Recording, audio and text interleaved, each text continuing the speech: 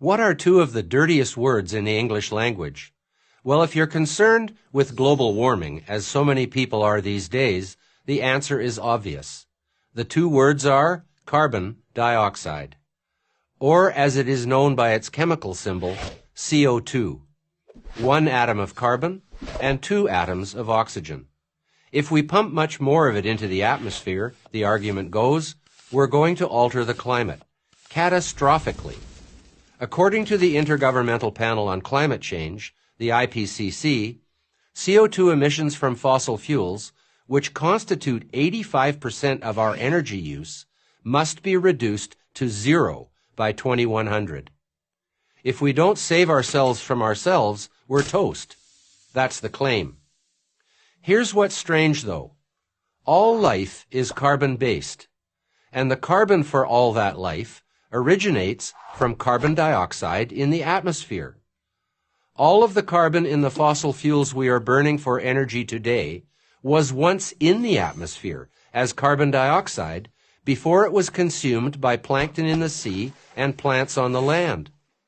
Coal, oil, and natural gas are the remains of those plankton and plants that have been transformed by heat and pressure deep in the Earth's crust. In other words, fossil fuels are 100% organic and were produced with solar energy. Sounds positively green.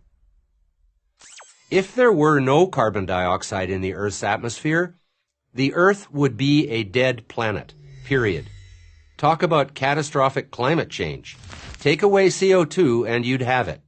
And yet the U.S. Environmental Protection Agency has deemed this essential ingredient for life a pollutant. But how can something that makes life possible be bad? Before I deal with that question, let's get clear on our terms. It has become common to refer to the emissions from burning fossil fuels for energy as carbon emissions. That is entirely misleading. Carbon dioxide is not carbon.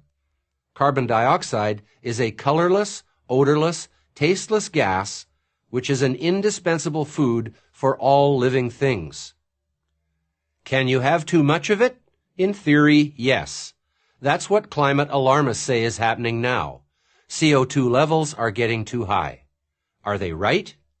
Well, if we look at the big picture, we find something surprising. For most of the history of life on Earth, carbon dioxide has been present in the atmosphere at much higher levels than it is today.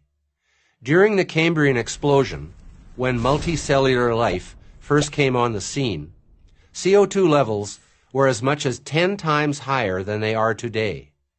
From a big picture perspective, we're actually living in a low carbon dioxide era.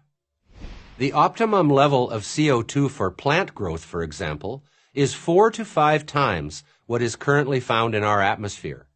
That's why greenhouse growers worldwide actually inject additional CO2 into their greenhouses. They want to promote plant growth. Likewise, higher CO2 levels in the global atmosphere will boost food and forest productivity. That will come in handy, since by mid-century we will have to feed 8 to 10 billion people. In fact, we're already seeing the positive effects of increased carbon dioxide now. Satellite measurements have noted the greening of the Earth as crops and forests grow due to our higher levels of CO2. It turns out that carbon dioxide are not dirty words after all. We should celebrate CO2 as the giver of life that it is. I'm Patrick Moor, co-founder of Greenpeace for Prager University.